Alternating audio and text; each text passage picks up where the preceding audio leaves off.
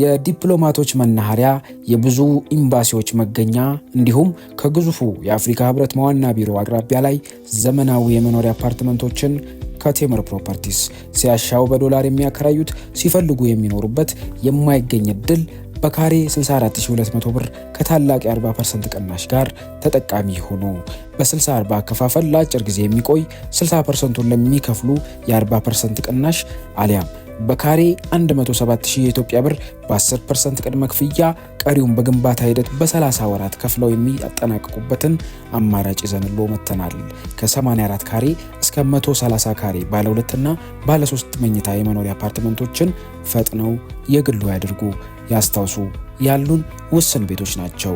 በ0988 44 1164 ላይ አሁኑን ይደውሉ። አዋዜ ልዩ ሳምንቱ እንዴት አለፈ?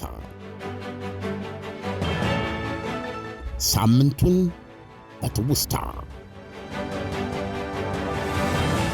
ዓለም በዚህ ሳምንት አሜሪካና ቻይና እንዳቸው ለሌላቸው በሚሸጧቸው ሸቀጦች ላይ ጥለዋቸው የነበሩትን እጅግ የከበዱ የታሪፍ መጠኖች በስር ነቀል መልኩ ለመቀነስ ተስማሙ።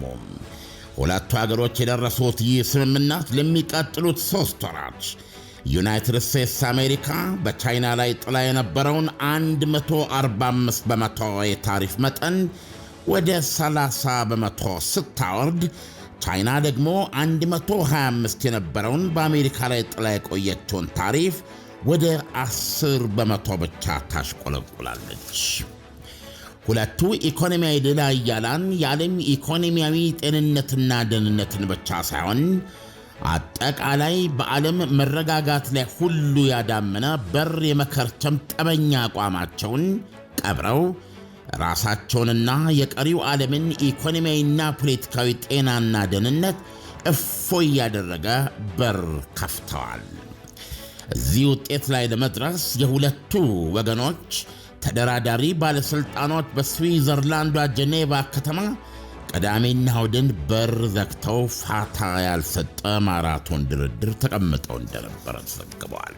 ጄኔቭ ላይ ያወጁት አስደናቂና ስር ነቀል የታሪፍ ቅነሳ ሜይ 14 ወይም በኢትዮጵያ አቆጣጠር ግንቦት 6 ቀን ጀምሮ ተግባራዊ መሆን ይጀምራል። የእስራኤል ጦር ደቡብ ጋዛ ካን ዩኒስ ክፍለ ከተማ በሚገኘው የአውሮፓ ሆስፒታል ምድር ቤት ውስጥ የሕዝብ ማዕከል መስርቶ ነበረ ያለውን የሐማስ መሪ መሐመድ ሲንዋር ላይ ያነጣጠረ ድብደባ ማካሄዱን አስታወቀ። ዘ ታይምስ ኦፍ ኢዝራኤል የመከላከያ ምንጮችን ጠቅሶ እንደዘገበው የሆስፒታሉ ምድር ቤት የሐማስ ተዋጊዎች መናኸሪያ ማዕከል ነበረ። መሐመድ ሲንዋር ከዚህ በፊት የተገደለው የሐማሱ የፖለቲካና የጦር መሪ የያህያ ሲንዋር ታናሽ ወንድም ነው። እስራኤል የሐማስ ወታደራዊ ክንፍ አዛዥ የነበረውን መሐመድ ዴፍን ከገደለች በኋላ መሐመድ ሲንዋር በሱ እግር ተተክቶ የሐማስ ወታደራዊ ክንፍ አዛዥ ሆነ። ለጥቆ ታላቅ ወንድሙ የያህያ ሲንዋር ሲገደል ታናሽየው መሐመድ ሲንዋር በጋዛ ሰርጥ የሐማስ ሁለንተናዊ ተግባራዊ መሪ ሆነ። እስራኤል ለታጋቾች መለቀቅ ከሐማስ ጋር በምታደርገው ድርድር መሐመድ በጀ የማይል ግትር ነበር ትላለች። የሐማስ የጤና ሚኒስቴር እስራኤል በሆስፒታሉ ላይ ያደረገችውን ጥቃት አስመልክቶ በሰጠው መግለጫ 6 ሰዎች ተገድለው 40 ሰዎች ቆስለዋል ብለዋል። የተጎጂዎችን የስም ዝርዝርም አውጥቷል። ይሁን እንጂ በዝርዝሩ ውስጥ እስራኤል ኢላማ ያደረገችው መሐመድ ሲንዋር ስሙ የለም። እንደ ልማድ ሆኖ ሐማስ መሪዎቹ በእስራኤል ጥቃት ሰለባ ሲሆኑ ወዲያውኑ አያምንም ይላሉ ተመልካቾች። የራሽያ የልዑካን ቡድን ከዩክሬን አቻው ጋር ለመደራደር ኢስታንቡል መድረስና ጉባኤ መጀመሩ ተሰማ። ሁለቱ ወገኖች የጦርነቱ መጀመሪያ ሰሞን ካደረጓቸው ጥቂት ቀጥተኛ ግንኙነቶች ወዲህ የአሁኑ የመጀመሪያቸው ነው። ይሁንና በድርድሩ ላይ ፕሬዝደንቶች ቭላዲሚር ፑቲንም ሆኑ ቮሎዲሚር ዜሌንስኪ የሉም። ወንድ ከሆነ እስቲ ራሱ ይምጣ፣ በበኩሌ ራሴ እሄዳለሁ ያሉትም ዘለንስኪ ከ26 ዓመት የዕድሜ ታላቃቸው ቭላዲሚር ፑቲን አለመምጣት ምክንያት ቀርተዋል። ፑቲንና ዘለንስኪ የሚፋጠጡበት ከሆነ እኔስ በመሃላቸው ተገኝቼ ባደራድራቸው ምን ይለኛል በሚል ተነሳሽነት ከሰላጤው ሰማይ ወደ ቱርክ ሰማይ አውሮፕላኔን አጥፈዋሉ ያሉት ፕሬዚደንት ዶናልድ ትራምፕም በፑቲን መቅረት ተነሳ ሐሳባቸውን እርግፍ አድርገው ትተዋል። ምናልባትም ወደ ዋሽንግተን እየበረሩ ነው። አሁን ኪየቭ ከድርድሩ የምጠብቀው ግንባር ቀደም ፍላጎቴም የተኩስ አቁም ስምምነት መድረስ ነው ትላለች። አብሮም ከራሳቸው ከሰውየው የ2022ቱን ፌብርዋሪ 24ቱን የራሽያ የዩክሬን ዘመቻ ኡራ ብለው ካስጀመሩት የሩሲያው ኃያል ቭላዲሚር ፑቲን ጋር በትይዩ ተቀምጠው አይን ላይን እየተያዩ የምንደራደርበትን ሁኔታና ቀን የማመቻቸት ነው ብለዋል። ዩክሬኖች እንደሚያምኑት ያለሳቸው ያለ 72 ዓመቱ ኃያል ቭላዲሚር ፑቲን በስተቀር ከሌላ ባለሥልጣኖች ጋር ለውሳኔ መቀመጥ ከራሱ ከዞኑ ጋር ሳይሆን ከኩምቢው ከጆሮና ምናልባትም ከጭራው ጋር በተናጠል የመደራደር ያክል መዳረቅ ነው ይላሉ። የራሽያ ሙሉ ሥልጣን እነሱ እንደሚሉት በፑቲንና በፑቲን ብቻ ግርማ ውስጥ ያርፋል። በቱርኩ የራሽያ ዩክሬን የመጀመሪያ ታሪካዊ ድርድር ፍጻሜ ሁለት አበይት ዜናዎች ተሰሙ። የመጀመሪያ ሁለቱም ወገኖች በየፊናቸው በነፍስ ወከፍ አንዳንድ ሺህ የጦር ምርኮኞችን ለመለዋወጥ መስማማታቸው ነው። ሁለተኛው ግን የሁለቱ አገራት ቀጥተኛ ድርድር ቀጣይ ፋይዳ የሚወስን ነው። ራሽያ፣ ዩክሬንም፣ አውሮፓም አሜሪካም በግር በፈረስ የፈለጉትን የተኩስ አቁም ስምምነት ግን የማይደረስበት አድርጓል ይችላሉ ምንጮች። ራሽያ ለተኩስ አቁሙ ያቀረበችው ክፍያም የአውሮፓውያኑንና የዩክሬንን ጆሮ ጭው አድርጓል ይላሉ።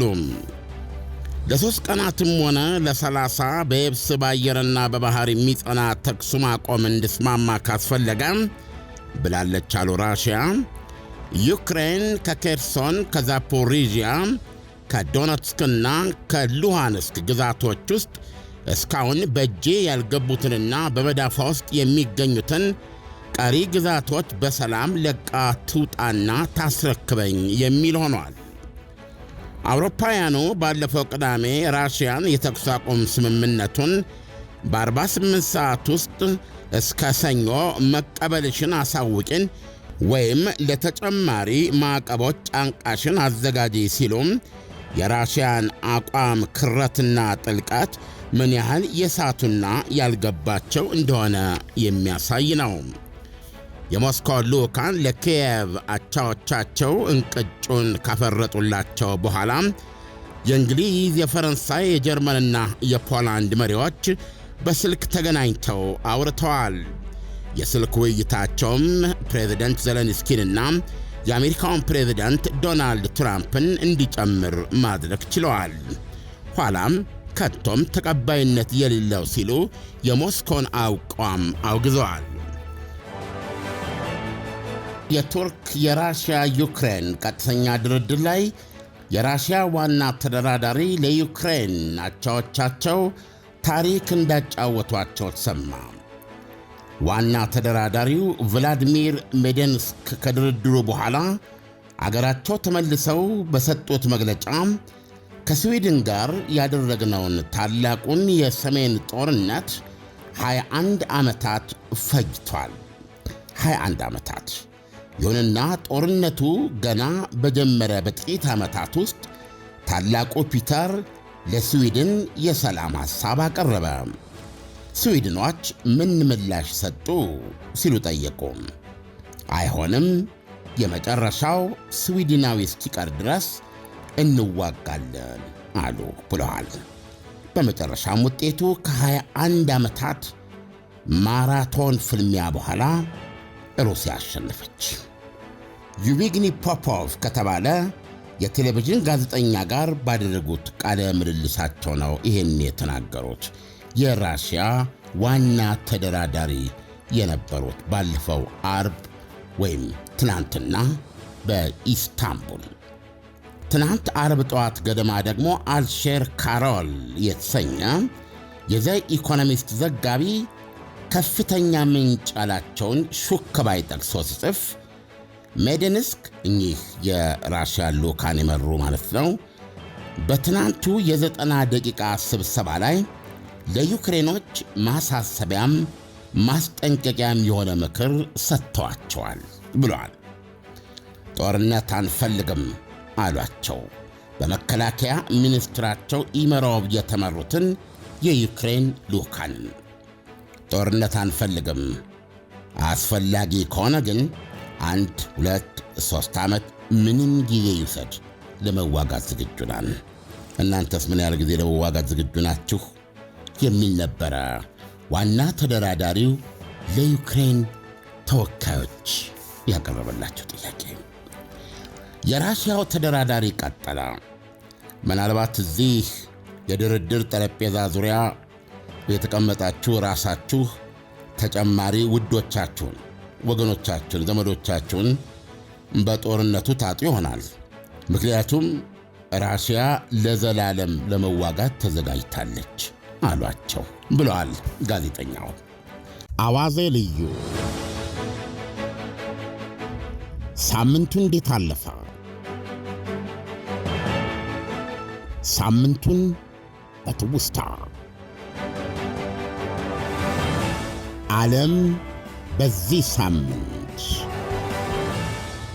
የዲፕሎማቶች መናኸሪያ፣ የብዙ ኤምባሲዎች መገኛ እንዲሁም ከግዙፉ የአፍሪካ ህብረት ዋና ቢሮ አቅራቢያ ላይ ዘመናዊ የመኖሪያ አፓርትመንቶችን ከቴምር ፕሮፐርቲስ ሲያሻው በዶላር የሚያከራዩት ሲፈልጉ የሚኖሩበት የማይገኝ እድል በካሬ 64200 ብር ከታላቅ የ40% ቅናሽ ጋር ተጠቃሚ ሆኖ በ60/40 አከፋፈል ለአጭር ጊዜ የሚቆይ 60%ን ለሚከፍሉ የ40% ቅናሽ አሊያም በካሬ 107000 የኢትዮጵያ ብር በ10% ቅድመ ክፍያ ቀሪውን በግንባታ ሂደት በ30 ወራት ከፍለው የሚያጠናቅቁበትን አማራጭ ይዘንሎ መተናል። ከ84 ካሬ እስከ 130 ካሬ ባለ 2 እና ባለ 3 መኝታ የመኖሪያ አፓርትመንቶችን ፈጥነው የግሉ ያድርጉ። ያስታውሱ፣ ያሉን ውስን ቤቶች ናቸው። በ0988 44 1164 ላይ አሁኑን ይደውሉ።